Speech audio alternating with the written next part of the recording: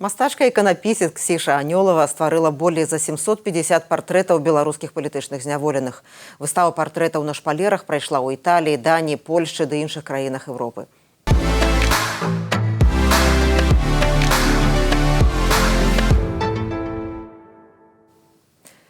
Тут Ганна Соусь, добрый дзень, і моя гостя мастачка, іканапісец Ксіша Анёлава, яна стваральніца перасоўнай выставы «Беларускі мартыр Алёх», якая толькі вярнулася з турыну з Капенгагену і дзе ініцыятыва хрысціянскай візі арганізавала шэраг імпрэзаў, прысвечаных беларускім палітвязням. Ксіша, добрый дзень. Добрый дзень, вітаю, вельмі рада. Найперш раскажыце, як прайшлі гэты імпрэзы. Я сачыла па сацыяльных сетках хрысціянскай візі. Это вельмі прадстаўніча все было. І як шмат людзей даведалася, дзякуючы гэтай выставе, пра трагедыю беларускіх палітвязняў? У нас быў вельмі шчыльны графік гэтым годам. І выстав было шмат, дакладна больш каля 10. Таму адказаць так ёмка на гэтае пытанне я спрабую, таму што ў нас было 3 парламента, 3 еўрапарламента. Быў парламент у Рыме.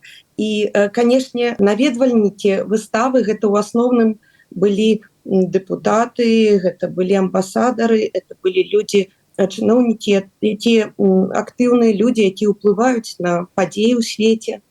Таксама нашу выставу пабачылі так званыя народныя амбасады. І вось у Капенгагене, у Даніі, гэта талака, якую ствараюць беларусы, якія аб'ядналіся і робяць разам, як кажуць. Это яшчэ адна катэгорыя. Таксама наведваюць выставу студэнты.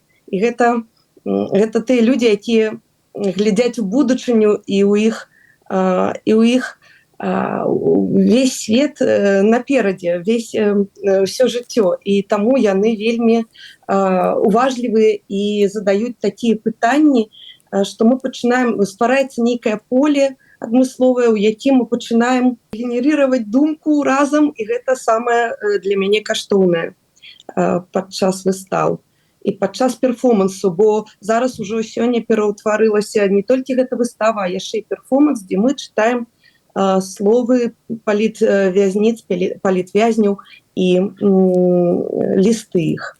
Я думаю, што тых, хто нас цяпер глядзяць, слухаюць, яны дакладна бачылі партрэты палітвязняў, якія вы стварылі, але я хочу просто больш шырока прадставіць вас нашай аўдыторыі. Ваше імя Ксенія Ангелова, так, а творчы псевданім Ксіша Анёлава. Вы нарадзіліся ў Менску, скончылі тэатральны факультэт Беларускай дзяржаўнай акадэміі мастацтваў, акторка, радыёвядучая, мастачка, маці 2 дзетак, і з 2011 года вы займаецеся іканапісам. І вашы працы ўпрыгожваюць храмы Беларусі, Украіны, Расіі, Грузіі, Францыі, Нямецчыны, Польшы. А з лістапада 2020 году вы малюеце партрэты беларускіх палітзняволеных. Я так разумею, лістапад — это гібель Романа Бандарэнкі, гэта было штуршком, так? Так, это першы партрэт, і гэта унутраны поклік працягваць. Калі я себе адзначыла, калі ён не можа больш маляваць, то я возьму гэтую эстафету, прымаю, і адразу ж нарадзіўся ўнутраны такі абет Богу, што я буду працягваць. Канешне, гэта ўжо іх столькі, што гэта не на адно жыццё. Канешне, я іх усіх не здолею намаляваць, мне проста не хопіць жыцця. Але я буду працягваць, пакуль я дыхаю. Прабачце за пафас, але вось так склалася, што ўжо 4 гады, і это ўжо паступова ладам жыцця стала. Я хацела давно вас запытацца, чаму на шпалерах, так? Якая тут канцэпцыя менавіта шпалеры? Дзе вы столькі розных шпалераў бярэце? Яны новыя ці старыя? Канцэпцыі тут больш, чым шпалераў. Таму што хто нарадзіўся яшчэ пры савецкім гэтым звязку, то памятае, што у нас на сценах былі шпалеры. Гэта нейкае адмысловае вяртанне палітвязняў дадому. Бо я малюю яшчэ і на посцілках, раблю здымкі посцілкі і на іх малюю. Тут яшчэ такая франда шэрасці турэмнай, тым макшотам, на які немагчыма глядзець. З аднаго боку, гэта вяртанне дадому, да самага, ну, пастелі, як самая інтымная частка, да, чалавека, самая бяспечная мусіць быць. І адкуль іх выцягваюць гэтыя амапаўцы потым, але не вяртанне да шпалераў. Шпалеры тут больш яны прызваны адцягваць увагу ад болі, бо гэта ўжо пераўтвораная, пераасэнсаваная боль. Я гляжу на партрэт, і калі я яго малюю, гэта я ўжо аддаю гледачу мастацтва. Я смею так спадзявацца, бо так атрымалася, што абраз – гэта стылізацыя, і нікому ў галаву не прыйдзе адмовіцца ад гэтай стылізацыі, каб быць бліжэй да рэалізму. Так і мои партрэты, яны стылізаваныя, і гэта іншае вымярэнне. На жаль, ніяк з абразамі вымярэння нейкага раю, добрых анёлаў, а гэта такое больш вымярэнне турэмнае і як прысподняе, да, як кажуць. А калі казаць не пра мастацкі бок, не пра творчую канцэпцыю, а чыста тэхнічна, так, 750, вы палічылі, можа, больш, вы ўжо кажаце, да 800 набліжаецца колькасць гэтых партрэтаў. Это ж колькі трэба мець шпалераў, дзе вы іх бяраце? Бо зараз іх уже і не клеюць, і мала прадаюць, напэўна. Да, шпалеры пачыналіся як шпалеры. Ну, са сцяны я іх не скручвала, але гэта такія былі сапраўдныя старыя шпалеры, якія можна замовіць праз інтэрнэт.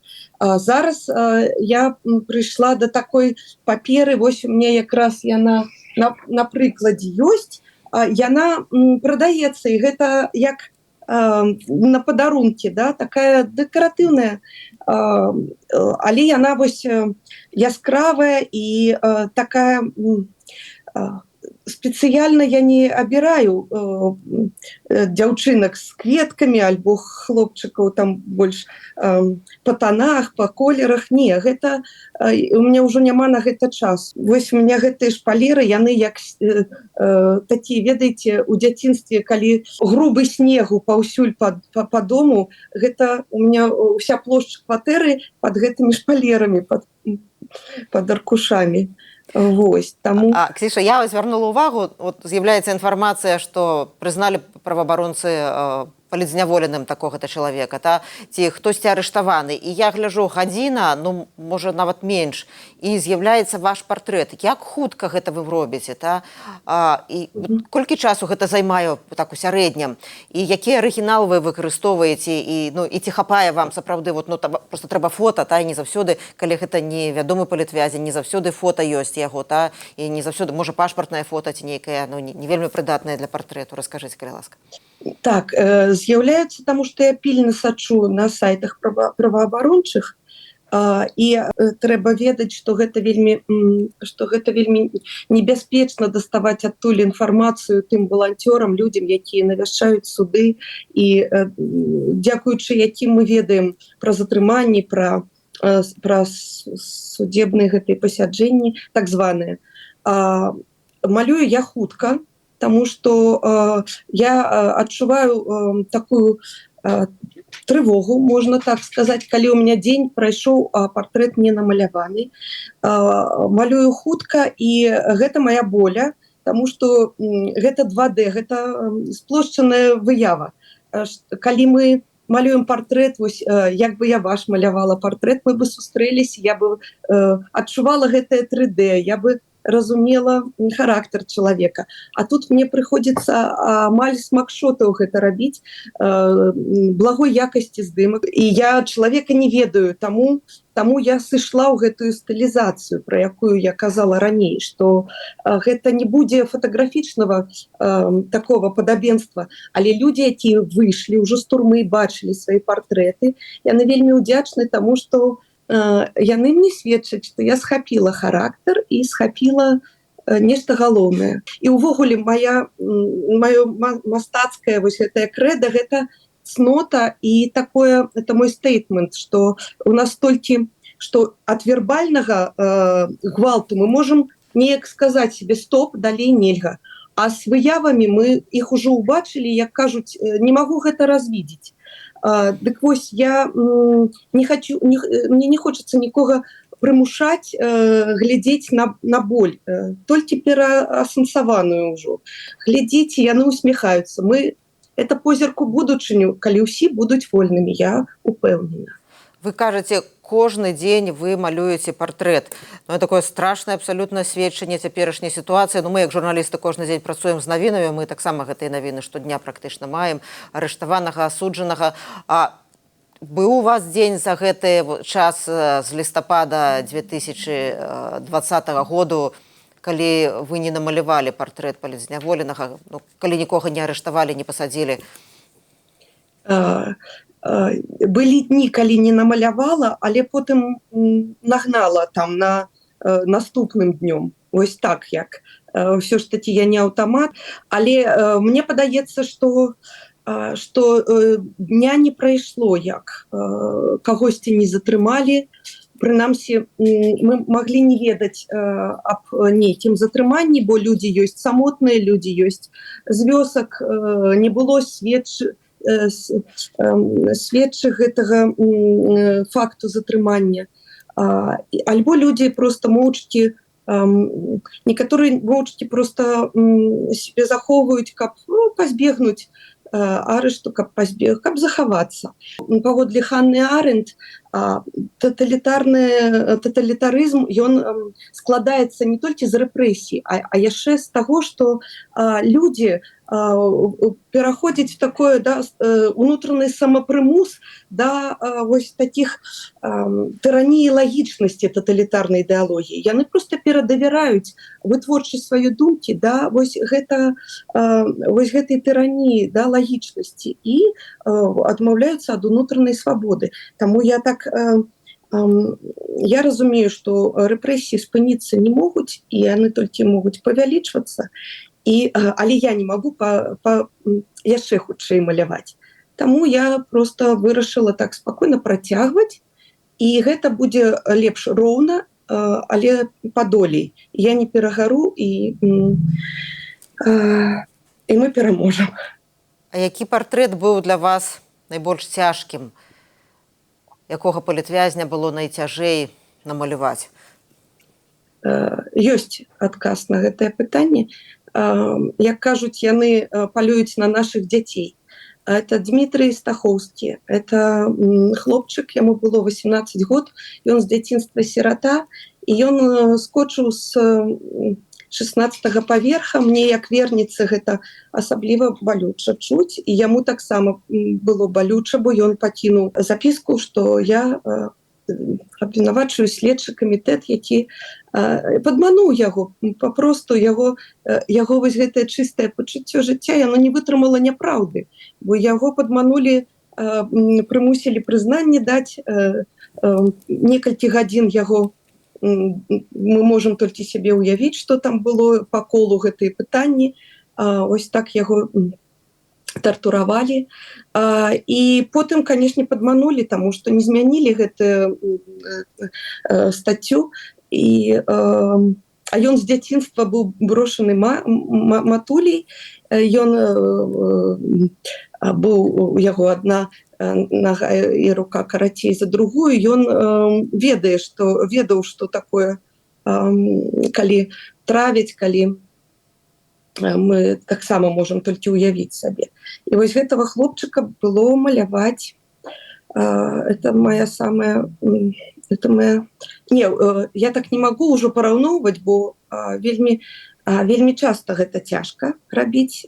І скажу наадварот, я не ведаю выпадкаў, калі гэта лёгка. Ну, напэўна, калі гэта адміністратыўнае нейкае.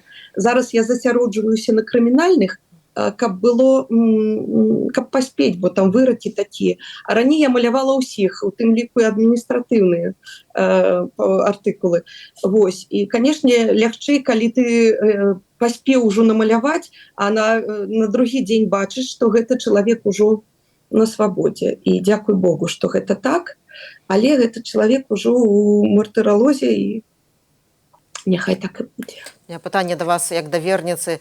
Беларускі палітзняволены, ну, тут пакутнікі ж, у рэлігійным сэнсе, пакутнікі беларускай рэвалюцыі, якім з такім з пакутнікаў вы б маглі іх параўнаць? Ну, у кожнага розны лёс, але тым не менш. Так, я атаясамліваю іх са святымі. Гэта не супярэчвае ніякім канонам, гэта ж не беатыфікацыя ў сэнсе кананічным царкоўным. Хаця вось як армянская царква, яна прызнала ўсі 1,5 мільёны ахвяр турэцкага геноциду за святых. Тут мы кажам пра іх сведчанне. Вось гэты чалавечасці цуд, вось гэтыя смелыя людзі, якія там у турме, яны як з нашай малітвай, калі мы просто дзякуем за то, што сярод нас ёсць такія смелыя людзі, што сярод нас ёсць такія годныя, просім ачысціць наш край ад пагарджэння вось гэтай годнасці,